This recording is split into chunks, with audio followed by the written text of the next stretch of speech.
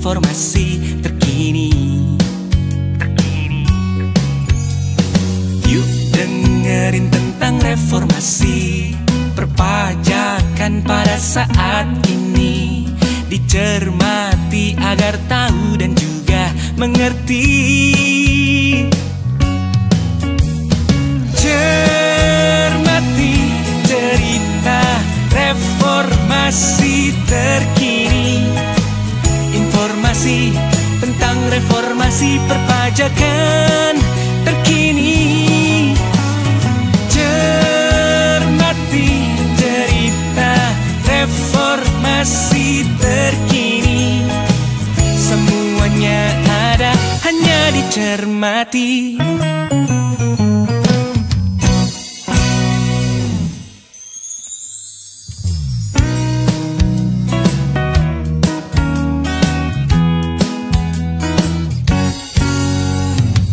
Jangan bilang tahu reformasi kalau belum dengerin cermati.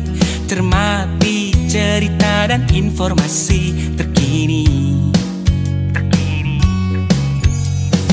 Yuk dengerin tentang reformasi perpajakan pada saat ini. Dicermati agar tahu dan juga mengerti.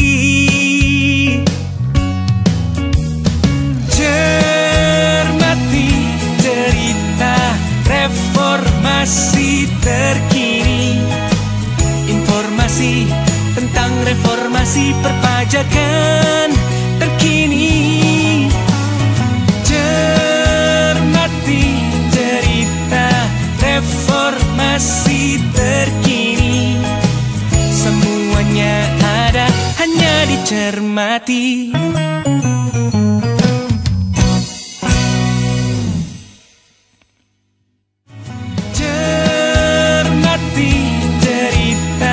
Reformasi terkini.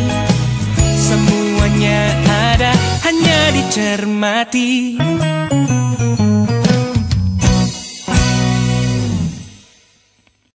Halo kawan pajak dimanapun Anda berada. Selamat datang di podcast Cermati, cerita reformasi terkini. Semuanya ada, hanya dicermati. Boleh tepuk tangannya?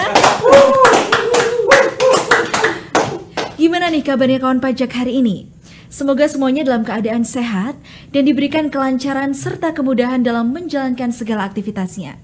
Dan juga pastinya kawan pajak harus semangat dan bahagia selalu. Podcast Cermati kembali hadir dengan mengangkat isu dan topik terkini, terhangat dan penting untuk kita ketahui bersama. Bagi kawan pajak yang belum sempat menonton ataupun terlewat podcast Cermati episode sebelumnya, silakan dapat langsung meluncur ke kanal YouTube Ditjen Pajak RI. Dan saat ini kita sudah memasuki podcast Cermati episode yang ke-13.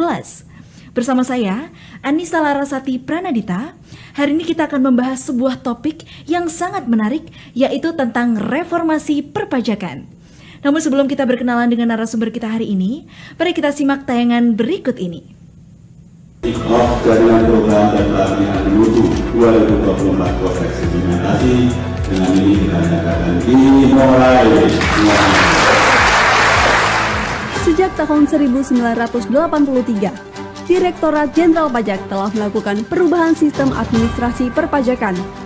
Berbagai inisiatif perbaikan telah dilaksanakan dalam beragam aspek, baik penataan organisasi, perbaikan regulasi, penyempurnaan proses bisnis, hingga pembaruan sistem inti yang kita harapkan akan dapat segera diimplementasikan.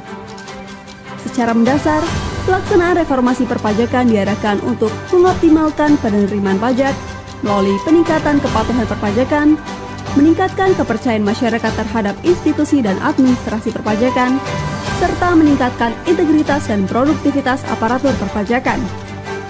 Untuk mencapai hal tersebut, diperlukan proses bisnis yang efektif dan efisien dengan mendesain ulang proses bisnis, teknologi informasi, dan basis data dengan dukungan peraturan, organisasi, dan sumber daya manusia. Baik kawan pajak, kembali lagi ke podcast Cermati, podcast cerita reformasi terkini. Saat ini telah hadir bersama kita narasumber yang sangat luar biasa. Kiprahnya di dunia perpajakan sudah tidak diragukan lagi nih. Beliau memiliki banyak sekali pengalaman, kemudian prestasi, dan juga beberapa penghargaan. Salah satunya beliau terpilih menjadi World's Leading Transfer Pricing Advisors pada tahun 2018.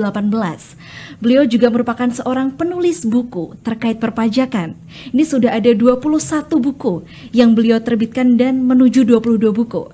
Dan saat ini beliau tergabung sebagai anggota tim penasihat reformasi pajak.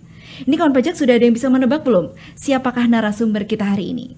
Ya, beliau adalah Bapak Darussalam. Selamat datang Pak Darussalam. Selamat datang. Gimana kabarnya Bapak hari ini? Alhamdulillah baik Mbak Laras. Udah sarapan Bapak? Pasti dong, karena kesini butuh kekuatan fisik ya, karena akan dibombardir pastinya dengan pertanyaan-pertanyaan yang mungkin saya sendiri juga nanti bingung juga apa yang ingin ditanyakan. Tetapi makanya itu saya harus cukup energi, sarapan yang banyak sehingga saya siap untuk pertanyaan-pertanyaan yang akan Mbak sampaikan. Baik, siap Pak. Kalau hari ini supaya lebih nyaman nih Pak, saya dan kawan pajak bisa menyapa Bapak dengan panggilan apa Pak? Pak Darussalam, Pak Darus, Pak Salam, atau ada panggilan khusus Pak? Pak Darus saja. Pak Darus ya Pak. Mohon izin ya Pak ya, saya panggil dengan Pak Darus. Monggo Mbak.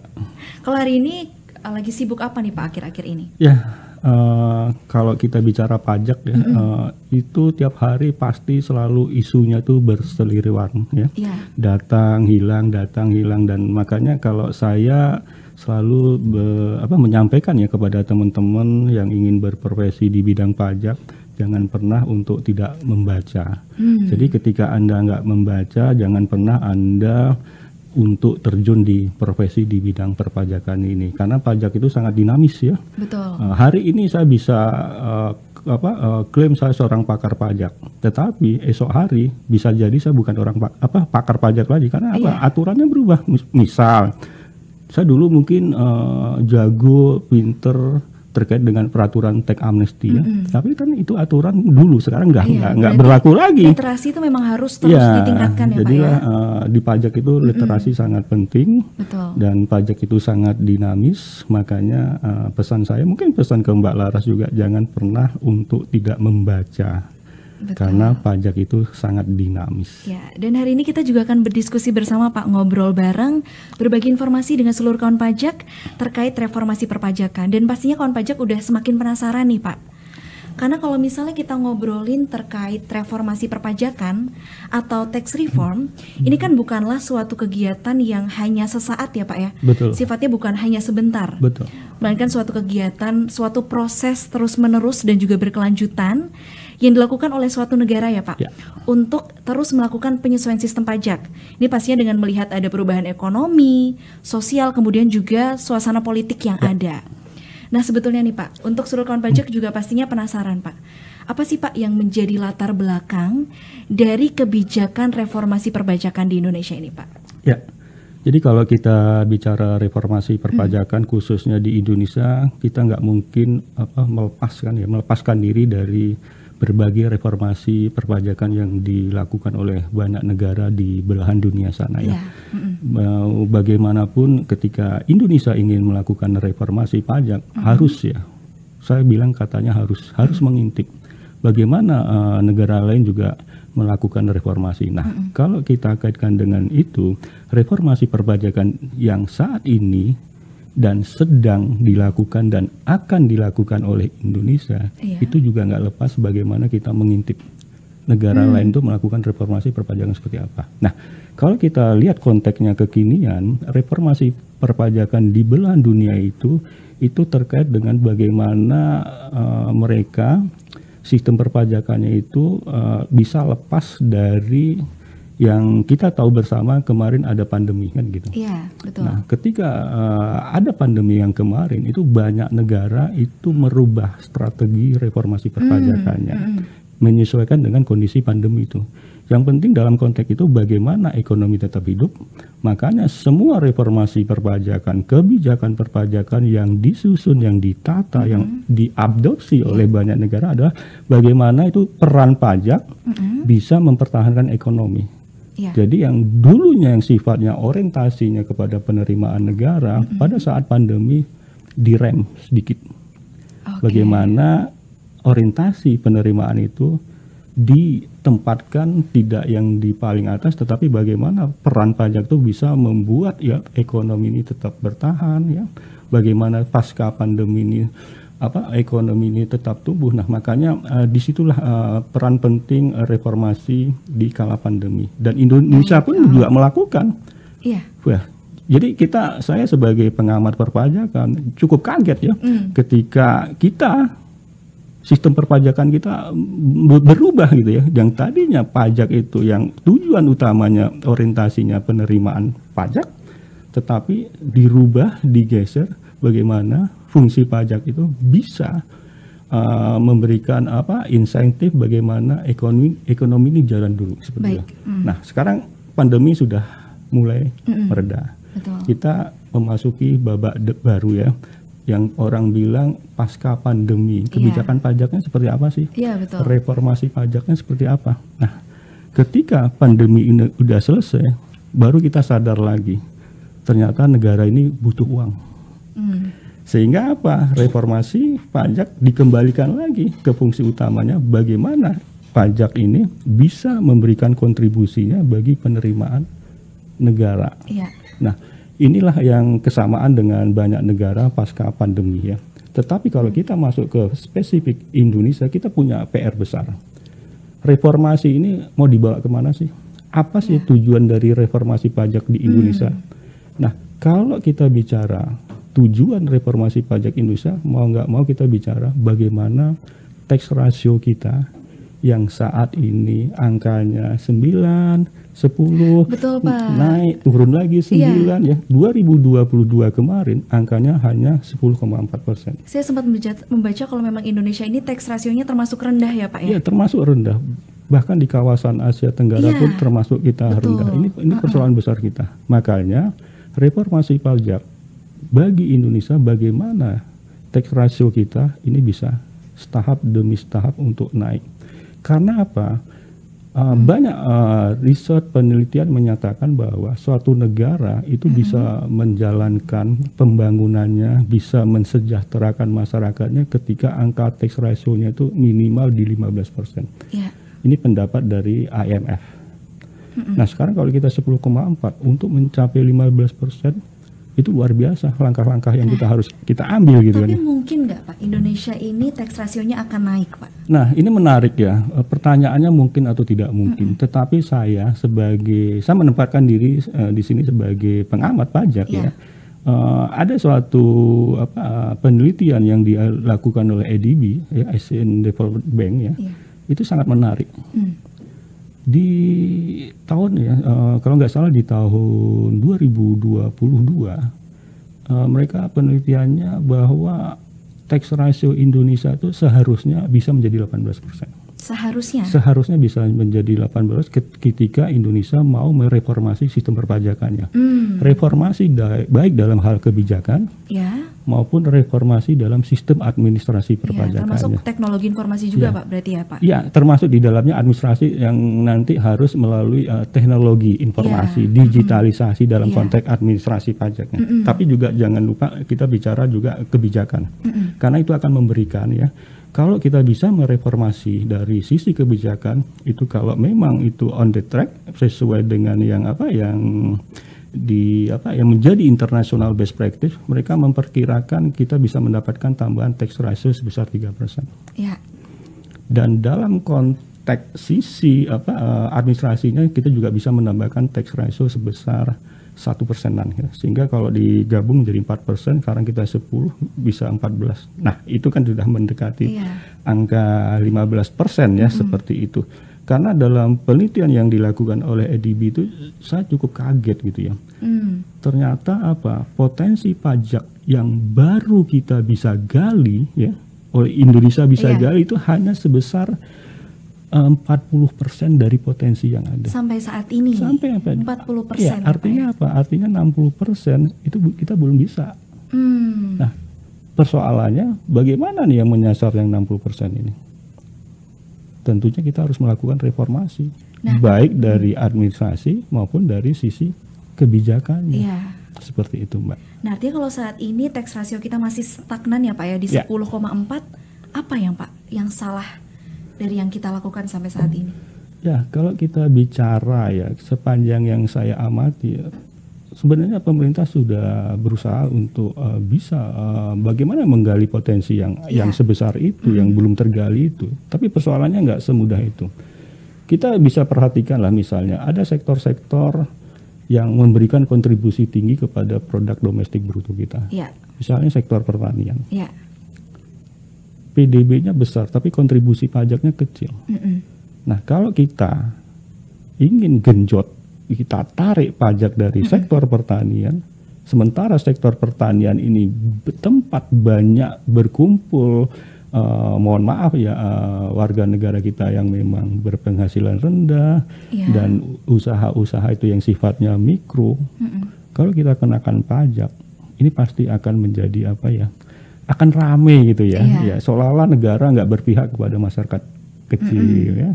Seolah negara kok nggak berpihak kepada kalangan yang UMKM seperti itu. Ini terbukti loh, Mbak.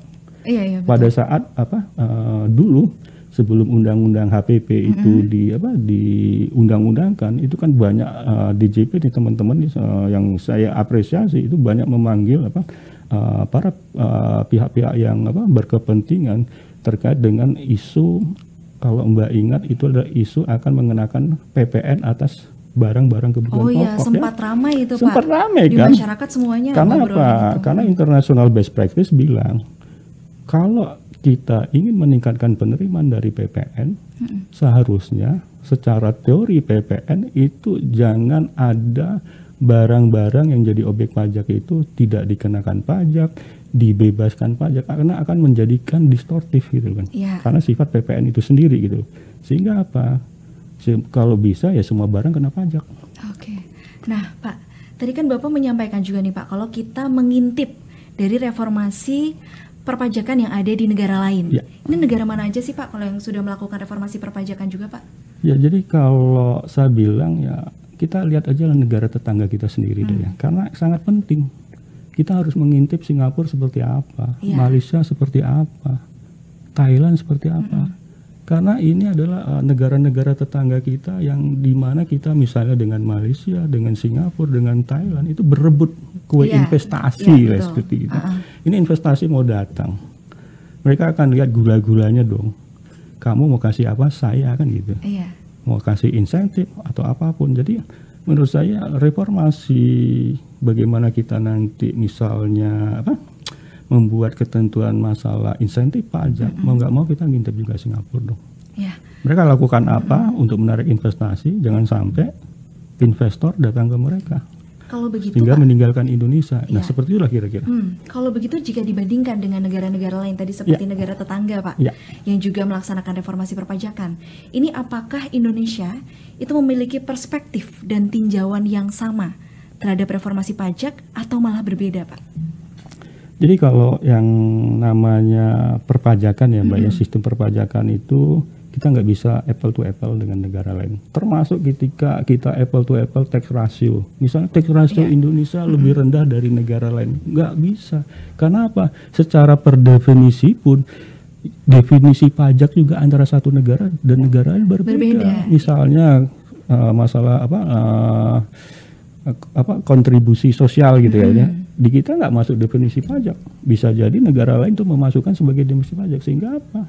Nggak apple kan? Iya. Sehingga kita harus hati-hati. Nah yang terpenting adalah Indonesia sebagai negara yang relatif mau menjadi negara maju, kita masih dikategorikan negara yang berkembang, kita punya cerita sendiri. Cerita secara historis. Iya. Jadi nggak gampang untuk menggunakan pajak di Indonesia, Mbak. Kita punya cerita masa lalu yang nggak benar. Artinya apa? Dulu pajak itu kan didefinisikan, diistilahkan sebagai upeti. Iya, di masyarakat Di ya Pak ya. masyarakat. Nah ini kan pelan-pelan harus kita kikis.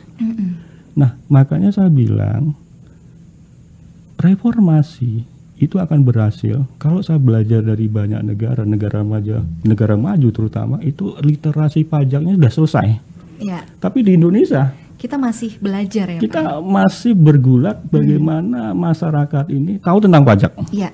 Bagaimana masyarakat ini tahu manfaat pajak. Bagaimana mengikis sejarah pajak itu bukan upeti yang dipasarkan yang seolah-olah itu adalah hak penguasa ya, tanpa imbalan secara tidak langsung dan sebagainya. Jadi ini penting ya. Jadi menurut saya sebelum kita melakukan reformasi tadi yang saya bilang, baik kebijakan, baik administrasi, kita punya PR besar. PR besar kita apa? Adalah masyarakat itu belum tahu. Iya, jadi mengedukasi masyarakat ya Pak. Nah ya? ini yang jangan dilupakan oleh teman-teman yang berada di Direktorat Jenderal Pajak gitu ya. Jadi ini nih persoalan besar. Mari kita garap bersama-sama, kita libatkan banyak stakeholder sendiri. Jangan pernah kita biarkan Direktorat Jenderal Pajak sendiri kan. Kita ajak kalangan akademis ya, kalangan tokoh-tokoh, sosok-sosok yang terkenal untuk memberikan edukasi ya secara bersama-sama. Tadi kita harus melibatkan stakeholder ya Pak ya, segala pihak. Jadi kita libatkan supaya bisa sama-sama mengedukasi masyarakat. Ya. Kira-kira kalau dari step-stepnya harus bagaimana nih Pak kita untuk memulai itu? Ya memulai, ini dulu masalah serius, edukasi, literasi ya. Sosialisasi itu penting dulu. Bagaimana mungkin kita bicara pajak, Anda kena pajak, sementara mereka nggak tahu pajak itu apa sih? Apa sih manfaat pajak? Jadi kalau kita compare dengan negara maju, negara Amerika, negara maju-maju di Eropa, kan tingkat literasi mereka sudah ada, Mbak. Sehingga ketika akan dikenakan apapun pajak terkait dengan aktivitas mereka sudah paham, sudah mengerti, sehingga ketika ini akan kena pajak, ini akan dipajakin, itu gampang. Kalau kita persoalan kita harus menjelaskan dulu bagaimana mau mengenakan pajak, mempajak aja kita belum paham. Berarti ini persoalan besar. Kalau menurut Bapak sampai saat ini sejauh ini DJP sudah berhasil belum Pak dibandingkan negara-negara lain dalam reformasi perpajakan ini? Ya kalau kita bicara berhasil atau tidak, kita juga punya cerita berhasil ya. Tahun 2021 yang statistik yang saya baca terkait dengan pertambahan nominal penerimaan pajak di 2021 kita di atas negara-negara OECD, negara-negara maju.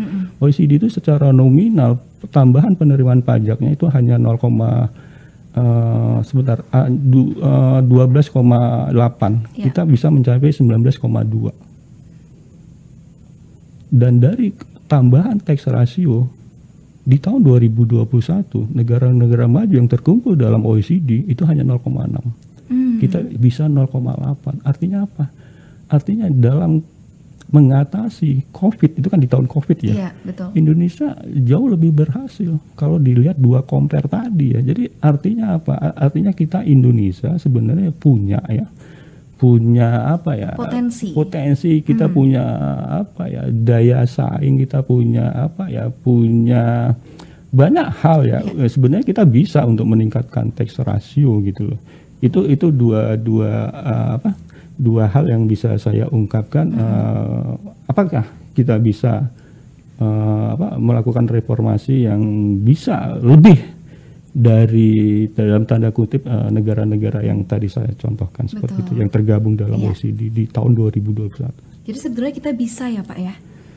Mencapai capaian yang luar biasa sangat bisa, tetapi kita harus memang butuh effort yang luar biasa yang lagi-lagi harus kita mulai dari sisi literasi. Lalu nih Pak, saya kalau ngobrolin tax reformasi perpajakan, itu saya teringat kalau DPR RI ini kan telah mengesahkan ya Pak, Undang-Undang Harmonisasi Peraturan Perpajakan atau UU HPP yang sempat ramai juga, yang sudah disahkan pada 7 Oktober 2021. Nah, apakah reformasi perpajakan yang sudah tertuang di UU HPP ini juga telah memperhatikan Pak best practice atau keberhasilan maupun pengalaman dari negara-negara lain dalam reformasi perpajakan ini Pak? Di samping juga pastinya memperhatikan dinamika bisnis saat ini. Kebetulan saya banyak terlibat Mbak Laras terkait dengan Undang-Undang HPP. Di awal sebelum ini ada namanya Undang HPP, kebetulan saya dipanggil oleh DPR. Waktu itu isunya revisi atas Undang-Undang KUP. Tapi dalam konteks tidak hanya Undang-Undang KUP tapi juga menyangkut PPH, PPN, tetapi dulu dalam soal penamaan itu kan HPP belakangan Iya. kan penamaan HPP itu sendiri ya. Nah di saat itu para anggota DPR nanya ya, bagaimana nih kita Indonesia ya, bisa isunya kan waktu itu bagaimana kita bisa tax ratio lagi-lagi ya, kita nggak stagnan di sekitar angka yang tadi saya sebutkan di awal 9-10 balik lagi kan gitu ya. Apa langkah fundamental yang harus kita lakukan? Pasti jawabannya reformasi secara menyeluruh, tidak bicara secara per masing-masing undang-undang. Nah kalau kita mereformasi diri, pastinya kita juga akan belajar dari negara-negara yang sudah punya pengalaman dan sudah berhasil dengan reformasi yang mereka lakukan untuk meningkatkan tax ratio mereka. Betul. Makanya kita ajukan ya kalau begitu sistem perpajakan kita kalau bisa nyambung lah dengan mereka yang kita istilahkan dengan sesuai dengan international best practice Ya, seperti itu. international best practice. Nah, kita mulai urai nih, Mbak. Kita mulai urai bagaimana dengan PPN nanti. International best practice-nya mau seperti apa Ya. sih? PPH juga international best practice-nya mau seperti apa? Termasuk KOP, di situ juga ada akhirnya masuk biaya cukai dan karbon ya seperti itu. Karbon. Nah, tetapi international best practice pun belum cukup. Apalagi Pak? Kita harus perlu juga ketika kita membuat undang-undang, kita selalu ingatkan kepada pemerintah bahwa undang-undang yang nanti yang kita akan adopsi yang sudah berdasarkan international best practice itu diterima oleh masyarakat umum. Ya. Jadi tidak ada penolakan. Jangan sampai ini menimbulkan gejolak baru, kegaduhan baru dan sebagainya. Makanya tadi yang saya kasih contoh terkait dengan pemajakan atas bahan pokok tadi kan, kita harus lihat bagaimana nih masyarakat. Karena itu penting.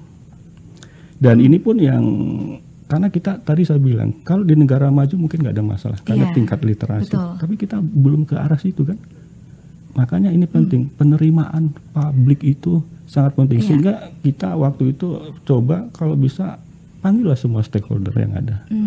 Ajak mereka diskusi. Dengarkan suara mereka. Ini penting loh.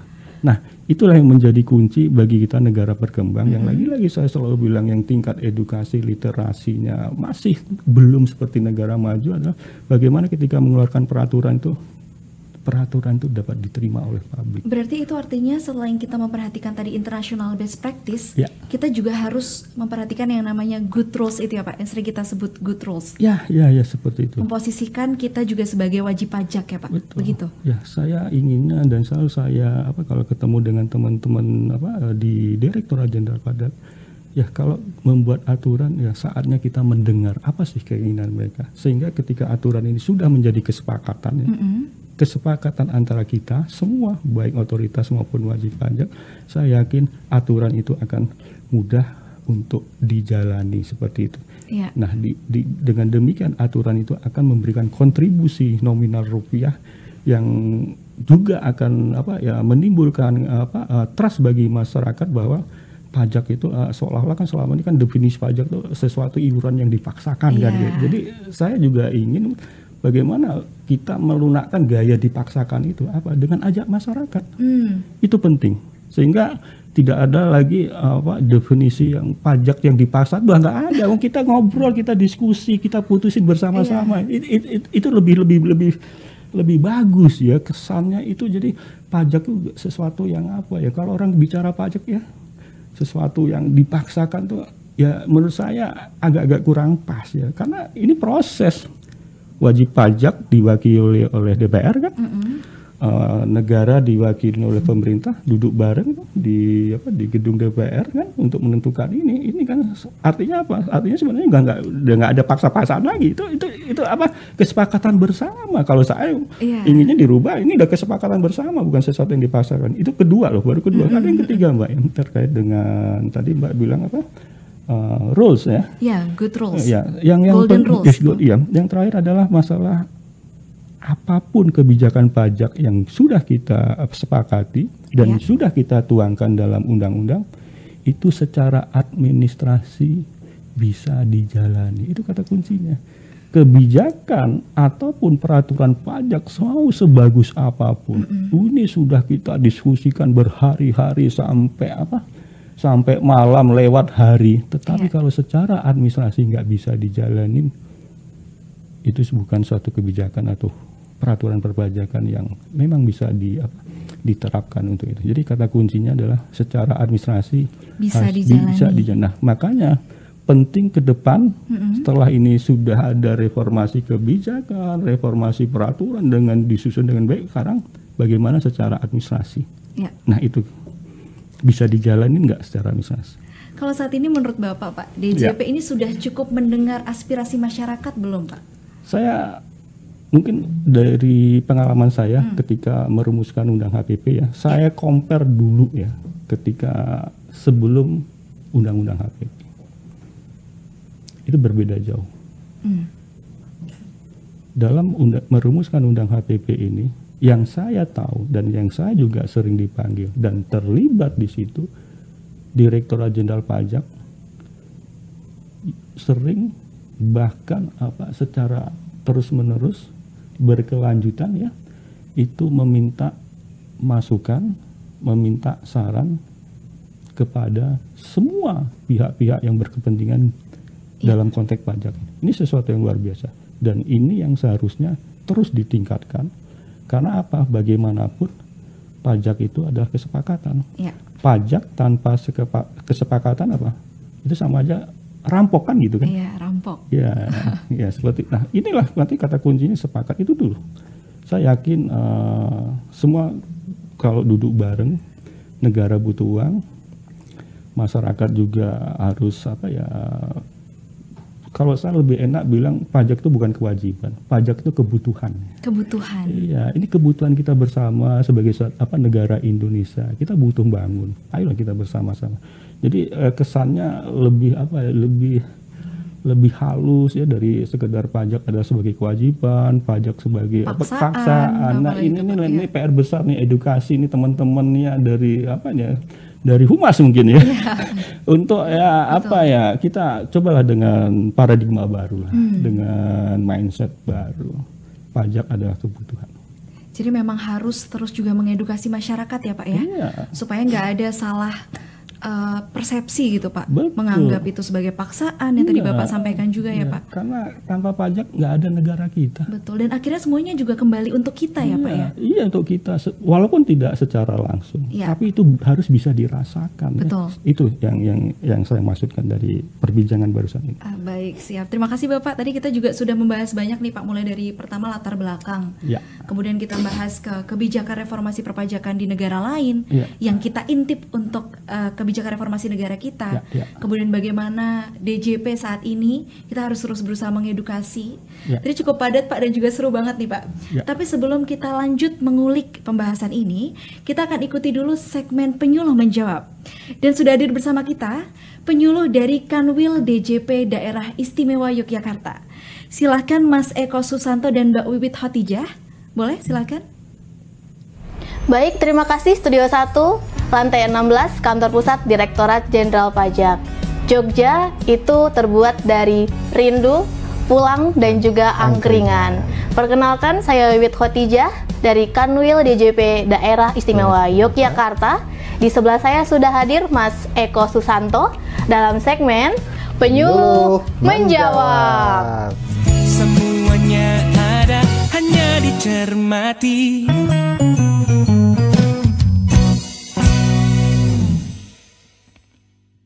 Baik Mas Eko, sebelum mulai nih, pripun niki Mas kabare? Alhamdulillah apik Mbak Wit, kabar ini? Alhamdulillah Mas sehat. Oke, langsung saja nggih Mas nggih. Di segmen penyuluh menjawab kali ini Mas, kita mau membahas sesuatu yang fresh from the oven nih Mas. Masih baru banget ya? Iya, masih baru, masih hangat ibarat roti ya Mas ya.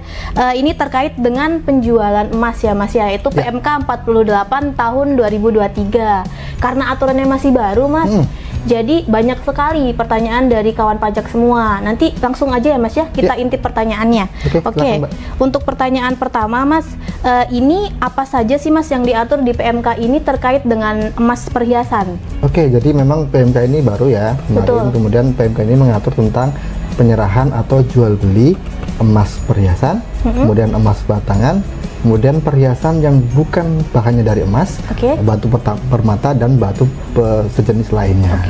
Nah, kita bahas satu-satu dulu nih Mbak. Iya, monggo, Mas. Pertama dari emas perhiasan yang memang banyak orang sering beli ya, emas perhiasan. Mbak Wit juga sering beli kan? Suka dong, kan saya perempuan Mas. Jadi terkait dengan penyerahan atau jual beli emas ini nanti memang ada PPh dan PPN-nya. Jadi dikenakan PPh dan PPN.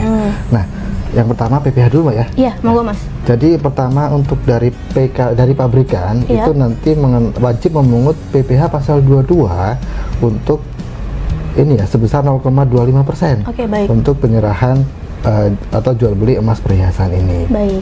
Itu kalau untuk PPh-nya. Kemudian kecuali tapi ada yang dikecualikan Mbak. Jadi kalau penyerahan atau jual beli kepada konsumen akhir, termasuk Mbak Wiwit nih, konsumen akhir itu juga dikecualikan, tidak dipungut PPh. Kemudian kepada wajib pajak yang peredaran bruto tertentu berdasarkan PP 55 tahun 2022. Kemudian yang ketiga adalah untuk yang wajib pajak yang memiliki SKB PPh pasal 22. Itu tidak dipungut. Jadi kalau Mbak Wiwit beli emas perhiasan ya tidak dipungut PPh. Kemudian PPN nih, juga ada PPN-nya. PPN untuk PKP pabrikan. Jadi PKP pabrikan ya itu wajib memungut PPN dengan besaran tertentu.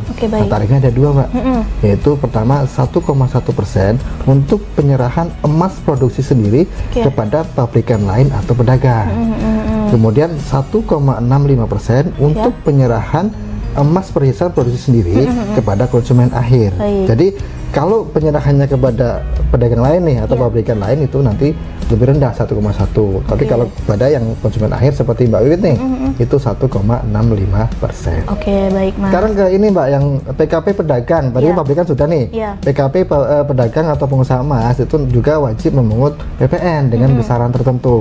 Tarifnya ada 3 Mbak. Gimana tuh Mas? Yang pertama adalah 1,1% kalau PKP itu memiliki faktur pajak lengkap atas emas tadi ya, dan dokumen tertentu atas impor emas. Kemudian 1,65% kalau PKP ini tidak punya faktur atau tidak punya dokumen impor. Nah, yang ketiga adalah 0% kalau penyerahannya kepada pabrikan emas. Berarti ada ya Mas ya tarif 0% ya Mas ya? Baik. Kita akan lanjut saja ya Mas ya ke pertanyaan kedua. Pas sekali Mas, tadi kan kita bahas yang emas perhiasan. Emas perhiasan yang umum. Sekarang ini pas banget kawan pajak menanyakan terkait dengan gimana sih terkait dengan emas batangan. Itu tarifnya sama nggak Mas kayak emas perhiasan tadi? Ya sebenarnya sih kalau untuk emas batangan hampir sama ya. Ada PPh dan PPN-nya juga. Nah, untuk PPh-nya nanti untuk pabrikan atau pedagang atau pengusaha emas itu dia wajib memungut PPh pasal 22 sebesar 0,25%. Tapi ada yang dikecualikan Mbak. Apa itu Mas? Penyerahan kepada konsumen akhir seperti kita ya. Kalau kita beli emas ke Antam kan nggak dapat ya kena PPh juga. Kemudian kepada wajib pajak peredaran bruto tertentu. Kemudian wajib pajak yang punya SKP PPh pasal 22 dan penyerahan kepada Bank Indonesia. Baik. Itu tidak dikenakan PPh. Kemudian tadi PPh Mbak ya? Iya, PPN. Ada juga PPN-nya Mbak untuk untuk ini ya. Jadi untuk emas batangan ini memang berbeda dengan emas perhiasan. Bedanya apa? Jadi kalau emas batangan, kalau untuk keperluan devisa negara itu dia menjadi non BKP atau tidak dikenakan PPN karena bukan objek pajak PPN. Nah, untuk yang selain cadangan devisa negara itu mendapatkan fasilitas tidak dipungut PPN. Jadi memang untuk emas batangan nggak ada PPN-nya Mbak. Iya. Berarti kalau emas batangan tergantung ya Mas ya? Dia ini cadangan devisa negara atau selain begitu ya Mas ya? Baik. Kalau begitu ini kita lanjut saja Mas ke pertanyaan ketiga. Ini pertanyaan dari kawan pajak yang ketiga, yaitu penjualan emas perhiasan Mas yang seluruhnya itu bukan dari emas atau batu permata atau bahan lainnya, itu ada PPh atau PPN-nya itu seperti apa Mas? Jadi ini untuk perhiasan yang bahan seluruhnya bukan emas. Misalkan dari perak, dari perunggu, kemudian untuk yang batu permata Mbak ya, intan, berlian, kemudian batu sejenis lain lah, yang gitu itu sama, ada PPh dan PPN-nya juga. Bagaimana tuh Mas? Untuk PPh-nya itu nanti untuk pabrikan atau untuk pedagang itu wajib memungut PPh pasal 22, tarifnya 0,25%. Tapi tetap ada yang dikecualikan, yaitu kepada konsumen akhir, kepada wajib pajak yang beredar produk tertentu ya, atau UMKM ya, dan wajib pajak yang punya SKP PPh pasal 22. Kemudian ada juga PPN-nya. Jadi emas itu ada PPN-nya tadi ya, kemudian yang bukan emas juga ada PPN-nya, yaitu nanti wajib pajak ini ya, PKP pabrikan atau pedagang wajib memungut PPN dengan besaran bruto tertentu, dengan besaran tertentu, itu sebesar 1,1% dari harga jual. Jadi hanya ada satu tarif. Ada satu tarif aja ya. Tadi kalau untuk perhiasan kan ada macam-macam nih, tergantung kita ke siapa kan. Tapi kalau untuk yang bukan emas atau yang batu permata itu hanya satu tarif, yaitu 1,1%. Oke Mas, kalau kita ngomongin terkait dengan perhiasan emas nih Mas itu kan kita pengen ya requestnya yang gimana gitu ya Mas. Pesan misalkan pesan apa gitu. Nah ini tuh kan biasanya mungkin ada jasa pembuatannya atau jasa perbaikan atau mungkin jasa lainnya nih. Nah ini terkait jasanya ada pajaknya juga atau gimana Mas? Jadi memang di PMK 48 tahun 2023 ini memang mengatur tidak hanya untuk penyerahan atau jual beli emasnya, tapi juga jasa-jasa terkait dengan jual beli emas. Misalkan tadi ya jasa custom, jasa pemesanan, atau perbaikan. Misalkan kita punya cincin udah jelek, udah rusak, mau perbaikan ada ongkosnya nih. Itu nanti juga ada PPh dan PPN-nya. Gimana Mas itu? Nah, untuk PPh-nya nanti dilihat dulu siapa penerima penghasilannya, Mbak. Penerima jasa itu ya. Jadi kalau penerima penghasilan itu adalah wajib pajak orang pribadi, maka dipungutnya adalah PPh pasal 21. Jadi kalau misalkan kita hanya nyuruh orang nih, orang biasa ya, itu nanti PPh pasal 21. Kemudian kalau penerimanya adalah wajib pajak badan atau BUT, badan usaha tertentu, badan usaha tetap, itu nanti tarifnya adalah menggunakan PPh pasal 23. Nah, tapi kecuali untuk wajib pajak yang punya SKB PPh pasal 21 atau 23 nanti tidak dipungut PPh. Baik. Itu PPh ya. Nah, untuk jasa ini juga ada PPN-nya. Baik. Gimana tuh Mas? Jadi pabrikan atau pedagang itu wajib memungut PPN ya. PPN dari jasa tadi itu sebesar 1,1% dikalikan dengan nilai jasanya atau nilai penggantiannya. Baik. Oke Mas. Ini dari tadi kan kita cuma ngomongin tarif aja Mas ya. Dari emas. Ada pertanyaan lain nggak Mbak? Kita cari ya Mas ya selain yang tarif ya. Ini untuk pertanyaan terakhir mungkin ya Mas ya, ini selain tarif ya. Ini apa saja kewajiban dari wajib pajak pabrikan, pedagang dan pengusaha emas itu apa saja sih Mas? Ini pertanyaan bagus nih Mbak. Karena ini menunjukkan bahwa wajib pajak ini care dengan kewajibannya. Tidak hanya menuntut haknya, tapi juga dia peduli dengan saya apa sih kewajibannya gitu kan ya. Jadi memang untuk pengusaha ini ya emas atau yang tadi itu ada kewajiban terkait dengan PPh dan PPN. Karena tadi kan ada memungut atau memotong PPh atau PPN, maka ada kewajiban juga di situ.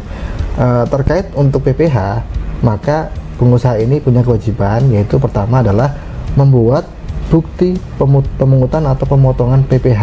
Baik. Dan menyerahkannya kepada pihak yang dipotong atau dipungut. Yang kedua adalah membayar. Jadi sudah dipotong atau dipungut, ya harus dibayarkan kepada negara pajaknya itu. Baik. Nah, kemudian yang ketiga adalah wajib melaporkan SPT. Jadi pemotongan tadi itu wajib dilaporkan dalam SPT. SPT-nya nanti ada dua macam. Untuk yang PPh pasal 21 dengan menggunakan SPT masa PPh pasal 21. Untuk PPh 22 dan 23 nanti dilaporkan melalui SPT masa unifikasi. Baik Mas. Itu PPh ya. Nah, kewajiban terkait dengan PPN. Jadi untuk pabrikan, pedagang atau pengusaha emas ini, yang pertama kewajibannya adalah dia harus melaporkan usahanya Mbak untuk dikukuhkan sebagai PKP. Baik. Jadi wajib ya. Kemudian yang kedua, setelah menjadi PKP, dia harus membuat faktur pajak atas penyerahan emas tadi. Kecuali untuk yang penjualnya secara langsung ke konsumen akhir ya, atau secara retail itu nggak perlu. Kemudian yang ketiga adalah membayar PPN yang sudah dipungut tadi. Baik. Nah, yang terakhir adalah kewajibannya yaitu melaporkan SPT masa PPN setiap bulan. Baik. Berarti kalau tadi saya dengar dari ceritanya Mas Eko untuk wajib pajak ini kalau misalnya Mas dia omsetnya itu belum mencapai 4,8 miliar. Ini harus PKP ya Mas ya? Iya, jadi memang gini, di PMK 48 tahun 2023 ini memang diatur bahwa pabrikan, pedagang atau pengusaha emas ini wajib melaporkan usahanya untuk dikukuhkan menjadi PKP. Oh gitu. Karena kalau nggak dikukuhkan nanti ada kerugiannya, Mbak. Oh, apa itu Mas? Nah, jadi gini, kalau dia sudah melakukan penyerahan tapi tidak PKP atau tidak menjadi PKP, maka dia harus memungut PPN dengan tarif 11%. Oh, baik, sesuai dengan Undang-Undang PPN ya. Betul. Kan lebih besar nih. Kalau sudah PKP, kan dia nanti memotongnya lebih kecil, 1,1, 1,65 atau bahkan 0% tadi, Mbak. Betul. Nah, jadi nanti ada kerugiannya di situ sebagai penjual. Oke. Nanti malah takutnya rugi ya Mas ya, ditinggal sama konsumen karena PPN-nya besar gitu. Ya, jadi gini Mbak Wiwit, kalau mau beli emas cari yang murah apa yang mahal? Yang murah dong Mas. Ya, jadi gini, misalkan gini Mbak, ada toko A nih, toko A ini sudah PKP. Dia nanti mengutnya 1,1 atau 1,65 kan? Iya. Nah, kalau ada toko B nih, toko B ini dia tidak PKP, dia mengutnya pajak 11%. Nah, Mbak Wit pilih yang mana? Kalau saya jelas milih yang A Mas, karena lebih murah. Lebih murah kan? Iya, jelas. Iya, seperti itu Mas. Maka kami ingatkan kepada teman-teman wajib pajak, yang pengusaha emas tadi harus menjadi PKP. Oh iya, oke. Kalau untuk PMK 48 ini Mas, tahun 2023 ini sudah mulai berlaku atau belum Mas? Ya, sebenarnya PMK ini kan diundangkan baru aja memang kemarin tanggal 28 April 2023 dan sudah mulai berlaku per 1 Mei 2023. Oh, sudah berlaku. Jadi memang sekarang sudah berlaku. Oke, tuh kawan pajak ojo lali ya, sudah mulai berlaku 1 Mei 2023 begitu. Baik, sepertinya sudah cukup banyak ya Mas ya pertanyaan yang dijawab pada hari ini. Terima kasih banyak Mas Eko untuk pencerahannya. Semoga ini bermanfaat bagi wajib pajak semua. Baik, akan kami kembalikan ke Studio 1 lantai 16 Kantor Pusat Direktorat Jenderal Pajak. Saya Wiwit Khotijah dan juga rekan saya Eko Susanto. Kami pamit undur diri, sampai jumpa lagi di segmen Penyuluh Menjawab berikutnya. Bye-bye. Semuanya ada, hanya dicermati.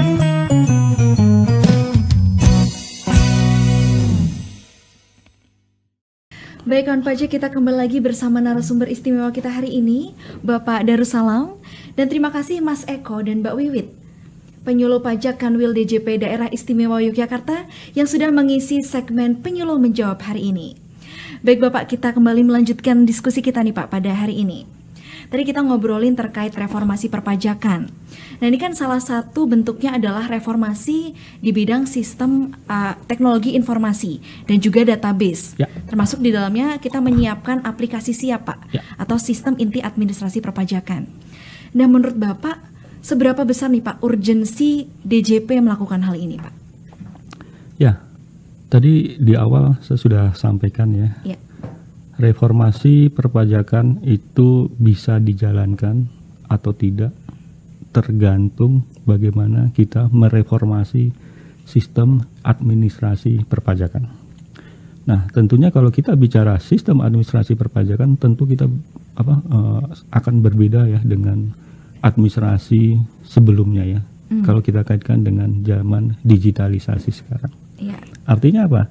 Ketika proses bisnis di luaran sana, wajib pajak itu juga berubah ya, dari yang sifatnya konvensional, transaksinya sekarang sudah digitalisasi.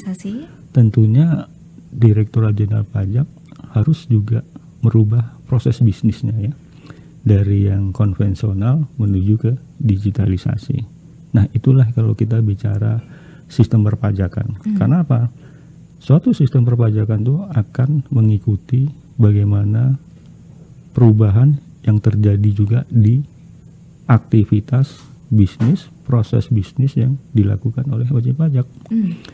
Kalau wajib pajak sudah berubah sistem atau proses bisnisnya, kalau otoritas pajak tidak merubah, maka akan banyak aktivitas yang sudah terdigitalisasi tadi nggak bisa ditangkap oleh teman-teman di otoritas pajak. Nah itu makanya digitalisasi proses administrasi itu bukan pilihan, tapi itu satu keharusan. Nah Itu yang ingin saya tekankan. Proses bisnis sudah berubah. Ya. Pihak-pihak investor dari banyak negara ketika berinvestasi di Indonesia sekarang tidak perlu mendirikan pabrik di Indonesia kan gitu. Ya, tidak betul. harus.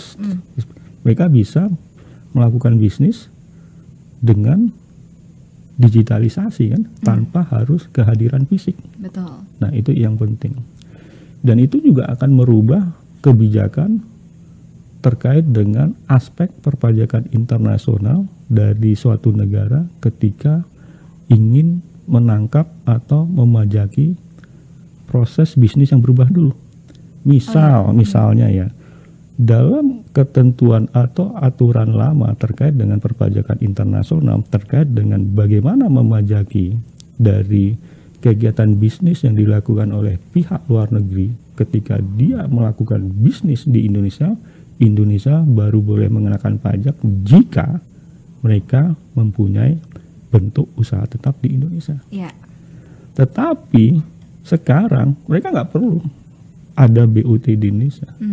Dengan digitalisasi bisa mereka melakukan bisnis. Nah, kalau ketentuan lama ini tetap diadop oleh kita, artinya apa? Kita nggak bisa memajaki, kita nggak bisa mendapatkan penerimaan pajak, sementara dia melakukan bisnis di Indonesia, pangsa pasarnya di Indonesia, sehingga kita nggak dapat apa-apa dari proses bisnis yang dilakukan oleh mereka. Nah, makanya aturannya juga harus berubah, administrasi perpajakannya juga harus berubah. Seperti itu. Nah, inilah pentingnya bagaimana digitalisasi harus benar-benar dipersiapkan untuk menangkap proses bisnis lebih-lebih antar yurisdiksi seperti itu. Jadi memang digitalisasi bukan pilihan, tapi keharusan ya Pak ya? Keharusan. Tadi kalau kita ingin mau menangkap proses bisnis yang sudah berubah tadi. Betul. Ya, mengikuti perkembangan proses bisnis ini ya Pak ya? Ya. Jadi kita nggak boleh tetap konvensional terus, tapi harus melihat memang bagaimana perkembangan bisnis yang ada saat ini ya Pak, proses bisnisnya seperti apa. Nah, apakah ini juga menjadi jawaban Pak dari tantangan yang akan dihadapi Direktorat Jenderal Pajak ke depannya nanti Pak? Ya, jadi apa yang sudah dilakukan oleh Direktorat Jenderal Pajak terkait dengan tadi yang Mbak Laras sebutkan ya, PSIAP ya, pembaruan sistem inti administrasi perpajakan, saya pikir dan memang harus begitu, merupakan jawaban dari otoritas pajak untuk menghadapi perkembangan perubahan proses bisnis yang sudah dilakukan lebih dulu oleh para aktivitas bisnis, terutama yang sifatnya sudah lintas yurisdiksi seperti itu. Kalau misalnya tantangan terbesar Direktorat Jenderal Pajak ke depannya sebenarnya apa sih Pak? Kalau tantangan terbesarnya nih Pak? Ini kalau bicara tantangan, pertanyaannya bisa lebih spesifik lagi ya. Kita punya tantangan bisa terkait dengan kebijakannya, bisa terkait dengan administrasinya kan seperti itu, bisa terkait dengan literasinya seperti itu kan gitu ya. Nah ya kalau kita bisa kaitkan dengan reformasi pajak, reformasi pajak tidak boleh sepotong-sepotong. Harus menyeluruh ya Pak? Harus menyeluruh, dan yang saya ingin sampaikan juga mungkin tadi agak saya terlupakan terkait dengan reformasi pajak juga tidak boleh ya. Kita bicara seolah-olah reformasi pajak ini hanya dilakukan oleh Direktorat Jenderal Pajak. Tetapi ketika kita bicara pajak dalam konteks suatu negara, itu tidak hanya Direktorat Jenderal Pajak. Betul. Ada pengadilan pajak. Oke? Kalau kita lebih luaskan lagi, di situ ada konsultan pajak. Kalau kita naikkan lagi, akhirnya semua dispute, semua sengketa pajak itu akan diputus oleh Mahkamah Agung. Jadi apa? Jangan sampai sepotong-sepotong, karena nggak ada masalah. Termasuk juga institusi yang terkait dengan pajak. Tadi saya bilang ada Direktorat Jenderal Pajak, ada konsultan pajak ya. ada di situ pengadilan pajak, dan di situ Mahkamah Agung, khususnya kamar pajak gitu. Semua harus direformasi. Kalau hanya misalnya sampai hari ini Direktorat Jenderal Pajak Insih yang hanya mereformasi, saya yakin reformasi kita nggak tuntas. Karena tidak dilakukan menyeluruh. Tidak dilakukan menyeluruh. Sama tadi saya bilang, kalau kita hal apa yang mendesak dalam reformasi pajak, itu semua aspek administrasi, aspek hukum, aspek kebijakan. Itu untuk internal, misalnya internal DJP. Dan di internal juga seperti itu. Jadi menurut saya, ayo semua mereformasi diri, termasuk dunia pendidikannya juga. Kebetulan saya adalah ketua umum Asosiasi Tax Center dan akademisi pajak seluruh Indonesia. Bagaimana kita mendapatkan sumber daya manusia unggul di bidang pajak kalau sistem pendidikan perpajakan kita, khususnya yang ada di perguruan tinggi, itu tidak ada standar minimal misalnya terkait dengan kurikulum pajak. Kita nggak punya standar minimal siapa sih yang boleh tidak boleh menjadi dosen pajak. Ini PR besar kita semua. Tadi kan saya bilang, kita negara berkembang, tingkat literasi kita masih rendah. Kenapa? Karena kita belum mereformasi misalnya perguruan tinggi terkait dengan edukasi perpajakannya. Kenapa saya berani bilang itu? Karena saya ketua umum, tahu banget ya. Jadi banyak PR besar ya. Kalau kita ingin tax ratio kita tadi angka minimal 15% dan seharusnya kita bisa 18% ya. Dan sambil mengkoreksi statement saya yang di awal ya. Kita masih belum bisa menggali potensi sebesar 40%, dan bagaimana bisa menggali 40%? Tadi semua institusi yang berkepentingan terkait dengan pajak, ayo bersama-sama mereformasi atau direformasi nih kira-kira. Mereformasi atau harus dipaksa untuk direformasi. Nah, ini persoalan. Jadi DJP tidak bisa bilang saya sudah mereformasi diri, saya bisa mencapai target tax ratio, enggak. Karena ada membutuhkan peran dari pihak lain, dan itu selalu terkoneksi kan, misalnya terkoneksi dengan misalnya hasil surat ketetapan pajak di DJP, ada sengketa, ada institusi lainnya untuk menghandle dan sebagainya. Semua harus terkoneksi, sehingga tujuan besar reformasi pajak ini adalah kalau boleh saya ringkas adalah bagaimana kita bisa mencapai tax ratio yang memang kita inginkan atas dasar apa? Atas prinsip apa? Pertama adalah memperbaiki sistem perpajakan kita dengan prinsip satu, yang berkepastian hukum dan yang berkeadilan. Nomor dua, kenapa Mbak Laras mungkin tanya, Pak, kenapa nggak keadilan yang ditempatkan yang pertama? Kenapa Pak? Kenapa kok Pak Darussalam bilang kepastian hukum? Yang pertama kenapa kepastian hukum Pak? Bukan keadilan. Adam Smith itu menyatakan seperti yang dikutip dulu profesor saya di waktu di Universitas Indonesia di jurusan ketika saya ngajar S2 perpajakan, itu bilang gini, sesuatu undang-undang itu harus disusun dengan pasti, sehingga kalau itu nggak disusun dengan tingkat kepastian hukum tinggi, jatuhnya ketidakadilan. Jadi kalau keadilan itu juga sifatnya relatif. Jadi akan susah kalau kita menempatkan keadilan dulu. Yang pasti dulu. Dan pasti itu dijalankan. Nanti kalau pasti nanti jatuhnya akan kalau nggak pasti jatuhnya akan tidak adil. Jadi seperti itu. Makanya saya bilang kepastian itu yang nomor satu. Baru kita bicara keadilan. Kedua, bagaimana sistem administrasi itu memberikan ongkos yang efisien bagi otoritas pajak juga. Jadi cost of administrasi, bagaimana mengadministrasikan pengumpulan pajak, itu kan, pemungutan pajak itu seminimal mungkin bagi otoritas pajak. Dan yang keempat, bagaimana juga bisa memberikan efisiensi bagi cost of compliance-nya wajib pajak. Bagaimana wajib pajak itu ingin patuh tetapi dengan biaya yang murah, kan gitu. Intinya seperti itu. Dari jangan sampai ketika wajib pajak ingin patuh, biaya administrasi untuk menjadikan patuh itu udah mahal. Ya. Ini beban tersendiri. Jadi mendingan kalau menurut saya biaya administrasi yang mahal itu mendingan tuh bayar pajak aja kan gitu. Seperti itu. Jadi semua pihak, otoritas pajak maupun wajib pajak itu bagaimana dia efisiensi dalam kos di masing-masing pihak.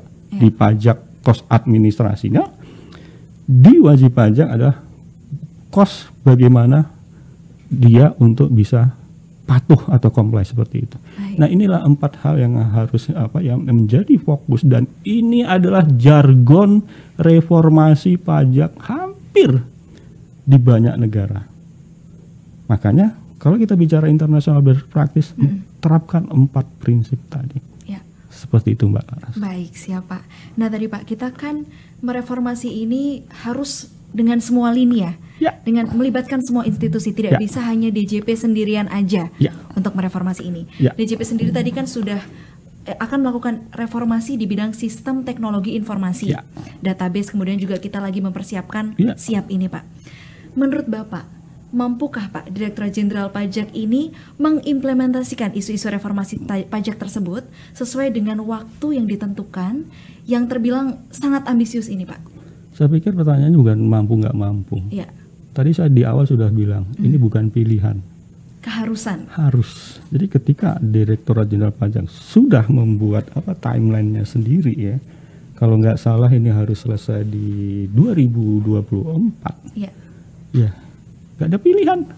Jadi harus dengan sumber daya manusia yang ada, dengan semangat yang saya yakin semangatnya luar biasa, pasti tidak ada sesuatu pun yang sulit ya.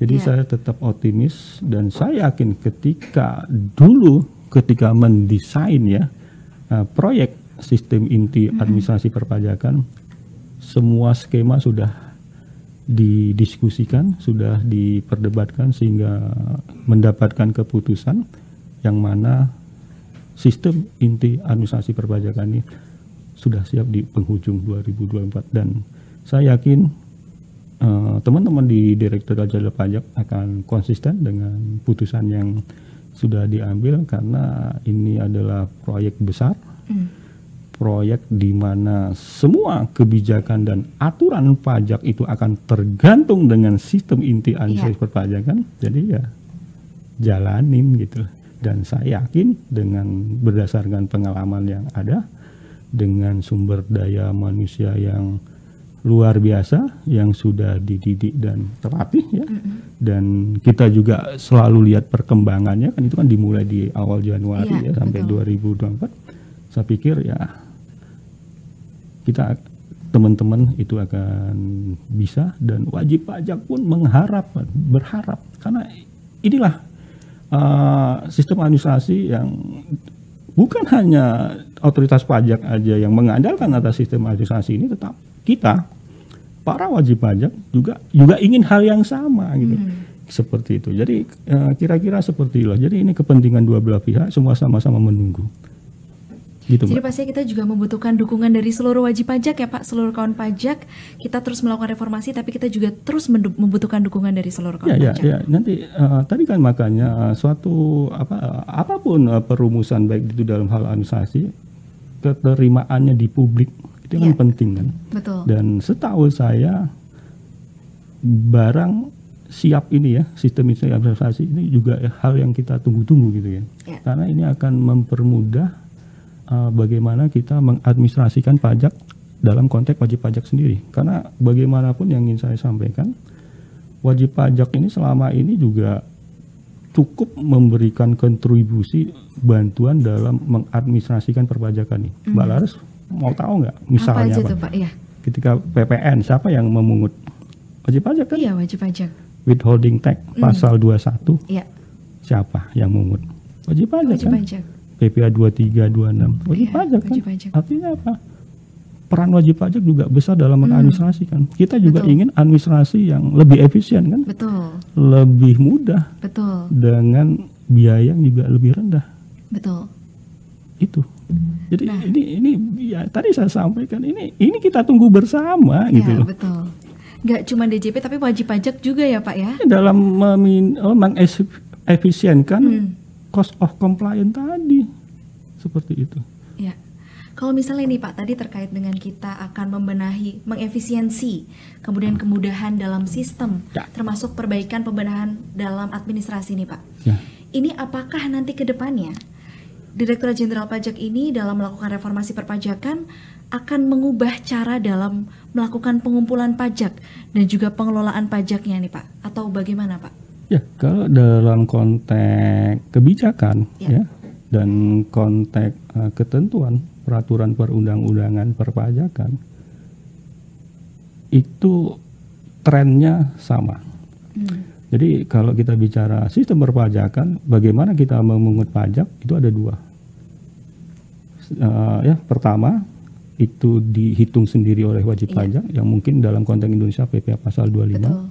Dan bagaimana itu wajib pajak uang itu dikolek, DJP, otoritas atau pemerintah minta bantuan wajib pajak untuk mengkolek tadi yang saya bilang segala macam withholding tax plus PPN, bagaimana itu kan ya sama, tetapi yang berbeda, cara yang berbeda bagaimana mengadministrasikan yang tadinya konvensional sekarang mau nggak mau dengan perubahan bisnis, dengan perkembangan model-model bisnis, digitalisasi, ya kita ingin bagaimana yang selama ini menjadi kewajiban wajib pajak dalam mengadministrasi perpajakan, tolong kita juga dibantu dong. Gimana kita efisien, bagaimana kita nggak harus mengeluarkan biaya banyak, meng-hire pegawai untuk mengadministrasikan menghasilkan PPh 21 deh misalnya. Ya kita juga nggak mau kan kita hire pegawai yang kita dedikasikan mengadministrasikan yang sebenarnya bukan tanggung jawab kita. Ya itulah kira-kira seperti itu. Jadi cara mengadministrasinya harus berbeda sesuai dengan proses perkembangan bisnis itu sendiri. Ya. Nah oke Pak, tadi kita udah membahas. Memang kalau Bapak tadi mengatakan juga administrasi harus bisa dijalani, itu ya Pak kuncinya Pak. Makanya kita juga harus memperbaiki sistem, membenahi administrasi kita, mempermudah wajib pajak juga. Nah selain itu Pak, kalau dari reformasi perpajakan sendiri, apakah ke depannya ini juga dapat menghindari atau mengurangi penggelapan dan juga penghindaran pajak nih Pak? Ya, kalau bicara penghindaran pajak ya, kebetulan saya banyak pengalaman di situ kan ya. Jadi apa yang dilakukan oleh otoritas pajak belakangan ini, saya cerita di belakangan ini, saya kalau boleh menyimpulkan ya terkait dengan kebijakan dan aturan tuh saya bagi menjadi 3. Apa aja itu Pak? Pertama terkait dengan peraturan-peraturan yang sifatnya menegaskan kembali. Itu seperti aturan-aturan yang memang kalau kita pilah-pilah itu aturan pasal-pasal anti penghindaran pajak itu dikumpulkan di pasal 18 gitu. Jadi yang pertama itu sifatnya menegaskan kembali.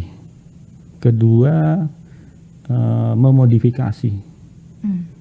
Kalau yang menegaskan tadi misalnya terkait dengan aturan kontrol foreign corporation.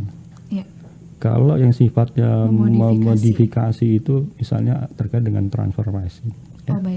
Nah, kalau yang aturan yang sifatnya menambah untuk memperkuat lagi, kebetulan kemarin saya baru menulis suatu artikel yang saya kasih judul resep baru aturan penghindaran pajak model Indonesia. Itu adanya aturan yang sifatnya yang baru dalam rangka untuk memperkuat agar otoritas pajak bisa melakukan atau mencegah perencanaan pajak yang tidak tercover dengan aturan yang ada selama ini.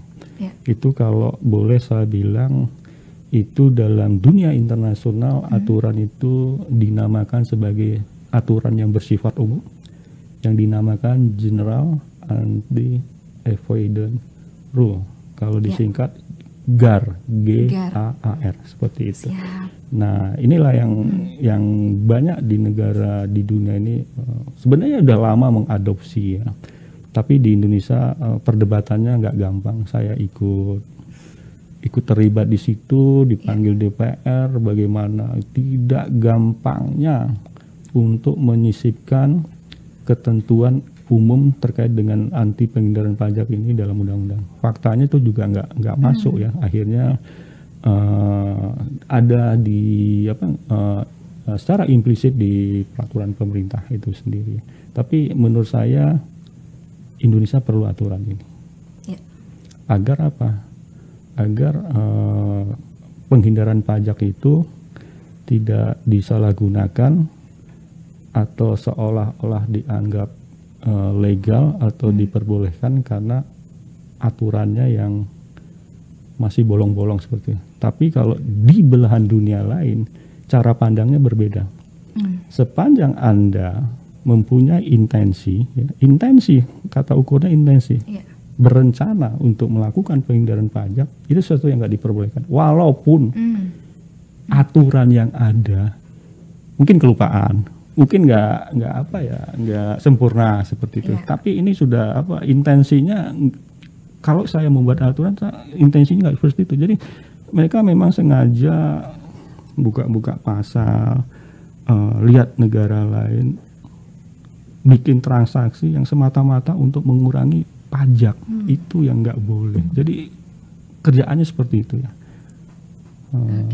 Nah inilah yang belum ada di Indonesia, karena kan Mbak Laras tahu sendiri, pajak itu kan pasti ketinggalan dengan bisnis itu sendiri. Kan? Bisnis berkembang, pajak kan ngikutin ya. Betul. Nah, bagaimana kita bisa mengantisipasi atau melewati dari aktivitas bisnis ini kalau kita nggak punya yang namanya tadi aturan yang bersifat umum seperti itu. Nah, tapi ini menarik kalau saya amati di proses DPR tuh perdebatannya luar biasa karena juga, Pak. Ditakuti dalam prakteknya nanti tidak ada kepastian hukum karena itu sifatnya diskresi yang luas ya. Tapi inilah menariknya pajak kan. Tapi kalau ini apakah artinya bisa menjadi celah juga Pak untuk wajib pajak ini nakal Pak?